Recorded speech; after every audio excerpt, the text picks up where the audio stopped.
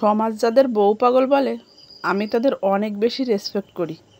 কারণ আপনি যদি অফিস থেকে ফেরার পথে বন্ধুদের আড্ডায় চায়ের আসরে না জমে তাড়াতাড়ি বাসায় ফিরেন, তাহলে হয়তো আপনার কলিগরা আপনাকে বউ পাগলই বলবে।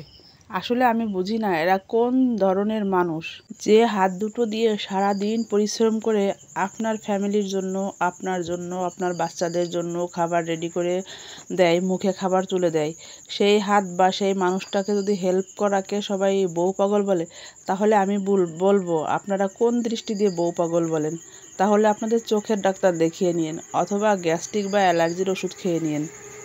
অফিস শেষে দ্রুত বাসায় গিয়ে সেই মানুষটাকে একটু হেল্প করা, তাকে একটু সময় দেওয়া, তাহলে দেখবেন আপনার সংসারটাও অনেক বেশি সুন্দর হয়ে গেছে। তো এক্ষেত্রে আপনাকে সমাজের অনেক কটু কথা শুনতে হবে যে আপনি বউ পাগল, বউয়ের কথায় উঠেন বসেন। আসলে সমাজ কে কী বলে সেটা না ভেবে নিজেরটা নিজে ভাবাই যথেষ্ট। তো হে ব্রিয়ান, আসসালামু আলাইকুম, কেমন আছেন সবাই? আশা করছি সবাই খুব ভালো আছেন, আর আলহামদুলিল্লাহ আমিও ভালো আছি।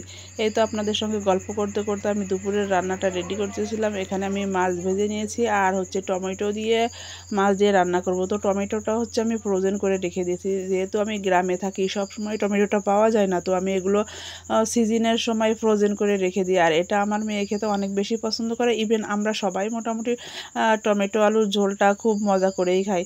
তো আমি আজকে দুপুরবেলার জন্য টমেটোটা রান্না করতেছিলাম। আলু কষিয়ে নিয়ে টমেটোটা হচ্ছে ফ্রিজ থেকে বের করে এনেই ধুয়ে কেটে দিতে হয়, না হলে এটা আবার সুন্দর মতো গলে না। তো যাই হোক, আমি এটাই করতেছিলাম। আর এই যে কষাইতে কষাইতে আপনাদের সঙ্গে কথা বললাম। ফ্রিজটা খুলে আমি হচ্ছে টমেটোগুলো এখনই নিব, আর সেটা হচ্ছে সঙ্গে সঙ্গে ধুয়ে কেটে দিব, না হলে বেশি দেরি হলে ওটা গলে যাবে, আর হচ্ছে তরকারির সঙ্গে বেশি একটা মিশবে না। আসলে আমরা মেয়েরা কি বলেন তো, এত মায়া করে এত যত্ন করে যে সংসারটাকে গুছিয়ে নিই, কত জিনিস আছে যেটা আমরা জানি কাজে লাগবে না, তারপরেও সেটা আমরা গুছিয়ে রাখি। যে টিপটা আমরা সারাক্ষণ পরি, ওই টিপটাতে আঠা না থাকলেও ওটা গুছিয়ে রাখি, আবার আর একবার পরা যাবে।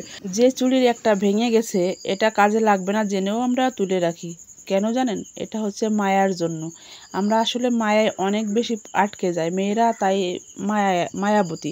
এটা আমার কথা না, হুমায়ুন আহমেদ স্যারের কথা। তিনি বলেছিলেন মেয়েরা অনেক মায়াবতী, আর মায়াবতী শব্দের কোনো পুংলিঙ্গ হয় না।